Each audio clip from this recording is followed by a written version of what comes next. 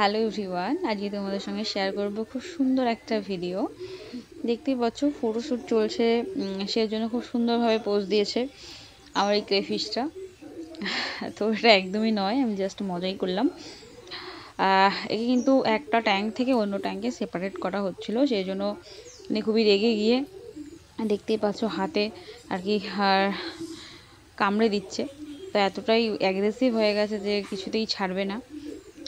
তো এটা কিন্তু ডার্ক ব্লু আছে, মানে লাইক টু ব্ল্যাক একটা কারণেই বললাম যে এটা কিন্তু ব্ল্যাক নয়, বাট এতটাই ডার্ক যে এটাকে ব্ল্যাকই লাগে।